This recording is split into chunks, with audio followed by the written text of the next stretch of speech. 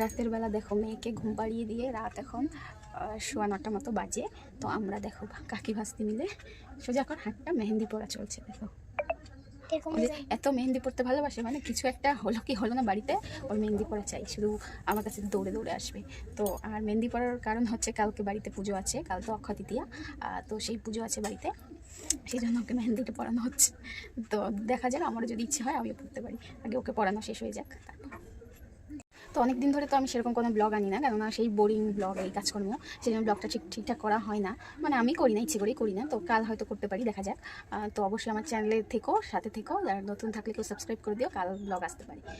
কাল চেষ্টা করবো একটা ব্লগ করার। আর এই যে দেখো ওকে মেহেন্দি পড়েছি, হাতটা দেখা, হাত এটা আমি জাস্ট পড়াচ্ছি এখন। এত সুন্দর আমি মেহেন্দি জীবনে পড়ি না, তোমরাও নিশ্চয়ই এরকম মেহেন্দি পড়ার চেষ্টাটা করো। এইখানে 100টা লাইক প্লিজ দিয়ে দাও আমার মনিকে, তাহলে আমি খুব খুশি হবো, আর আমার মনিও খুব খুশি হবে। আর তারপর আপনারা দেখে দেখে মেহেন্দিটা পড়তে পারবেন, ঠিক আছে?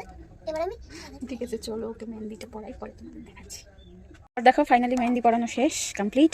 ও আর পড়তে চাইছে না, ওর ঘুম পেয়ে যাচ্ছে বলে আমাকে ছেড়ে দাও, আমার বসতে ভালো লাগে না। তো এই যে দেখো, খুশি?